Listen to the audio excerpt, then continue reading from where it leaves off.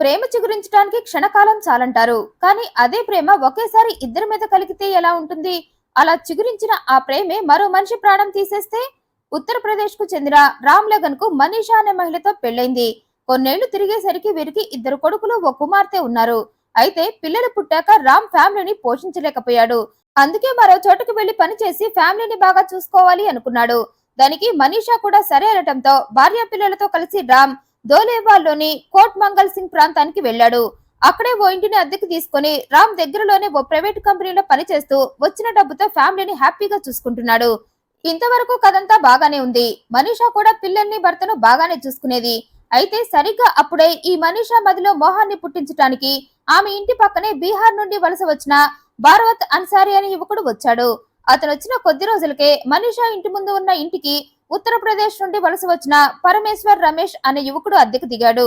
అలా వలస వచ్చిన అన్సారీ రమేష్ లు ఇద్దరు తమ పనులు చేసుకుంటూ పనిలో పనిగా అక్కడే ఉన్న మనీషాని చూశారు. ఆమెను చూడగానే ఇద్దరి మనసుల్లో మోహం పుట్టింది. అదే మోహాన్ని మనీషా మదిలో కూడా పుట్టించాలని ఇద్దరు ఒకరికి తెలియకుండా మరొకరు మనీషాను ట్రై చేయటం మొదలుపెట్టారు. కొంతకాలానికి ఆ మోహాన్నే ప్రేమనుకున్నారిద్దరు. యవ్వనం కాటేసింది మరి. అందుకే పాపం ఈ వేస్ట్ ఫెలోస్ ఇద్దరు మోహాన్నే ప్రేమనుకున్నారు. అందుకే ఇద్దరు పోటీ పరీక్షల్లో పోటీ పడే వాళ్ల మాదిరిగా ప్రేమలో పోటీలు పడి మొత్తానికి ఇద్దరు మనీషాని పడేశారు. ఆ ఇద్దరు తనకి ట్రై చేస్తున్నారని తెలుసుకున్న మనీషా కూడా కొత్త రుచులు కోరుకుంది. అప్పటి నుండి రోజుకొక రాజా అన్నట్లు రోజుకొకడికి సైటేసింది. ఇంకేముంది, పాప రోడ్డేసింది. ఈ పిచ్చి ప్రేమికులిద్దరూ రయ్యమంటూ దూసుకెళ్లిపోయారు. మనీషాని పడేయటానికి వాళ్ళకి ఎంతో టైం పట్టలేదు. పెద్దగా క్యాలరీలు ఖర్చవ్వకుండానే మనీషా మనసులో స్థానం సంపాదించారిద్దరు. రోజు మనీషా కొంటె చూపుతో వాళ్ల వైపు నవ్వుతూ చూడగానే ఈ కామాంధులిద్దరి మనసుల్లో మతాబులు పేలేవి. అయితే అప్పటికి ఇంకా వారు మనీషాకి పూర్తిగా దగ్గరవ్వలేదు. అందుకే ఆమె ఎప్పుడెప్పుడు తమని పిలుస్తుందా, ఎప్పుడెప్పుడు వెళ్లి పైసా ఖర్చు లేకుండా క్యాలరీలను కరిగిద్దామా అని ఎదురు చూశారు. కొన్నాళ్లకి వాళ్ల ఎదురు చూపులు ఫలించాయి.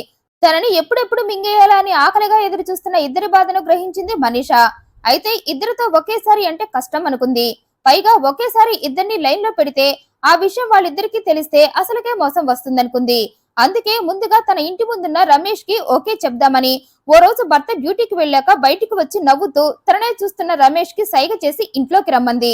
ఆ సైగకి రమేష్ ఉబ్బి తబ్బిబ్బైపోయి, అబ్బా ఖర్చు లేకుండా ఫ్రీగా క్యాలరీలు కరిగించే రోజు వచ్చేసిందంటూ వెంటనే మనీషా ఇంటికి వెళ్లిపోయాడు.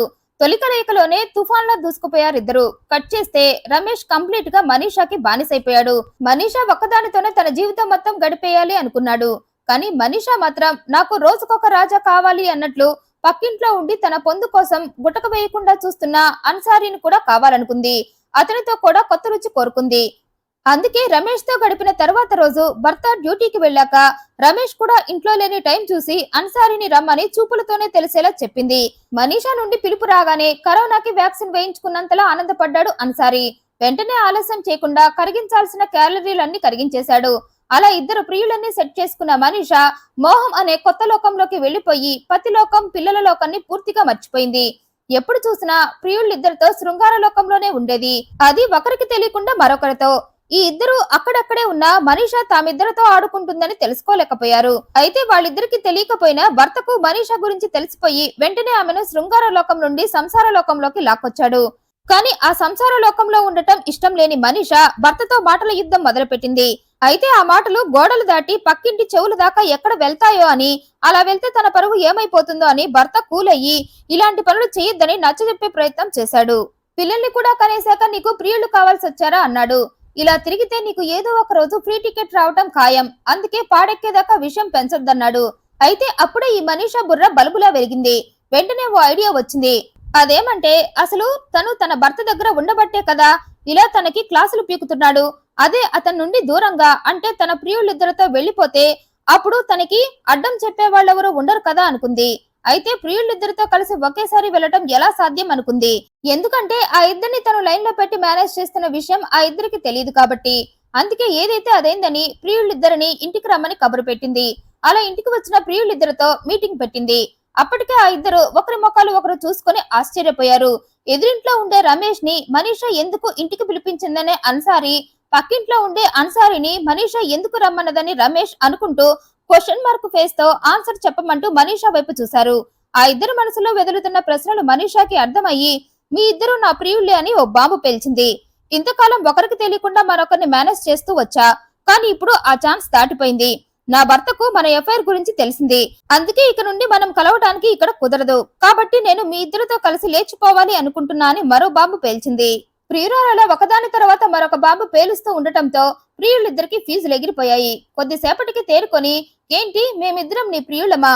ఇంతకాలం మమ్మల్ని ఒకరికి తెలియకుండా మరొకరిని మేనేజ్ చేసి ఆడుకున్నావా? ఇప్పుడు కూడా ఆడుకోవాలని మాతో కలిసి వచ్చేస్తానంటావా అంటూ ప్రియురాలిపై లేచారు. అయితే ప్రియులిద్దరి వీక్నెస్ తెలిసిన మనీష వాళ్ళని ఎక్కడ కొట్టాలో అక్కడే కొట్టింది. శృంగారంతో ఇద్దరిని కూల్ చేసేసి ప్రియులిద్దరూ కాంప్రమైజ్ అయ్యి తనని వాళ్లతో తీసుకువెళ్లేలా చేసి ఓ దుర్ముహూర్తాన భర్తను పిల్లల్ని వదిలేసి ప్రియులిద్దరితో పారిపోయింది. ఆ విషయం కొద్దిసేపటికే భర్తకు తెలిసింది. తెలియగానే ఆ విషయాన్ని జీర్ణించుకోలేకపోయాడు. తన భార్య తన పిల్లల గురించి కూడా ఆలోచించకుండా తన సుఖం తాను చూసుకొని పారిపోయిందని బాధపడ్డాడు. కానీ ఆ విషయం చుట్టుపక్కల వారికి తెలిసినా పర్లేదు, కానీ బంధువులకి తెలియకూడదనుకున్నాడు. వాళ్లకు తెలిస్తే జీవితాంతం వాళ్లతో మాటలు పడాల్సి వస్తుంది అని భార్య పారిపోయిన ఆ విషయం ఇటు ఫ్యామిలీకి అటు బంధువులు ఎవరికి చెప్పలేదు భర్త. చుట్టుపక్కల వారు అడిగినా తన భార్య బంధువుల ఇంటికి వెళ్ళిందని చెప్పి మేనేజ్ చేస్తున్నాడు.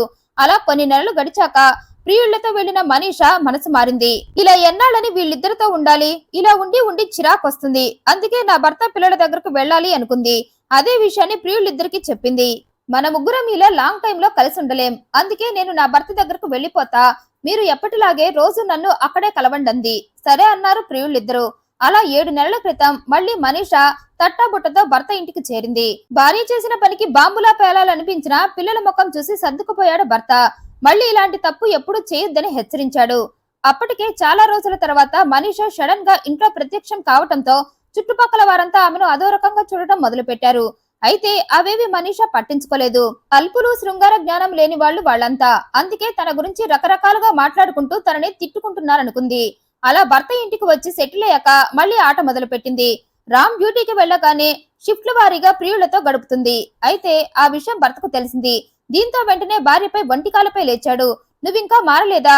ఊసరవెల్లిలా రోజుకొక రంగు మారుస్తూ నన్ను మళ్లీ మోసం చేస్తున్నావా అన్నాడు. ఇంతకాలం నా మంచితనాన్ని అలసుగా తీసుకుని ఆడుకున్నావు, ఇక అంత ఛాన్స్ నీకివ్వనని భార్యకు ఎదురు తిరిగాడు. దీంతో మనీష కూడా మనసులో భర్త చీటీ చింపేయాలని స్ట్రాంగ్ గా డిసైడ్ అయ్యి ప్రియులిద్దరిని సమావేశపరిచి రామ్ని మీ ఇద్దరు కలిసి చంపేయాలి. అతను చనిపోతేనే నేను మీ ఇద్దరితో ఏ ఇబ్బంది లేకుండా ఉంటా అంది. రామ్నే తమ బంధానికి అడ్డుగా ఉన్నాడని వాళ్ళిద్దరు కూడా భావించారు. అందుకే ప్రియురాలు చెప్పినట్లే రామ్ని చంపేస్తామన్నారు. ఆ ప్రకారమే 20న రాత్రి టైంలో రామ్ని కలిసి నీతో నీ భార్య విషయం మాట్లాడాలి, మాతో రా అన్నారు. తన భార్య విషయం అనేసరికి ఆ ఇద్దరు తన భార్య విషయంలో సెటిల్మెంట్ కోసం పిలుస్తున్నారని వాళ్ళ వెంట వెళ్ళాడు. కానీ వారిద్దరూ తన లైఫ్ సెటిల్ చేయడానికి పిలుస్తున్నారనుకోలేదు. అందుకే గుడ్డిగా వాళ్ళ వెంట వెళ్ళాడు. అలా రామ్ని తీసుకుని ఆ ఇద్దరు ఓ బార్ షాప్ కి వెళ్లి రామ్ వద్దంటున్నా అతనికి బలవంతంగా పీకల దాకా తాగించారు. ఇప్పుడు ఇలాంటివన్నీ ఎందుకు, ముందు నాతో మీరు ఏం మాట్లాడాలి అనుకుంటున్నారో అది చెప్పండి అన్నా. ముందు మందు చుక్క గొంతులో దిగితే ఆటోమేటిక్ గా అన్ని విషయాలు వాటంతటవే బయటకు వస్తాయంటూ రామ్ ని ఫుల్ గా తాగించారు.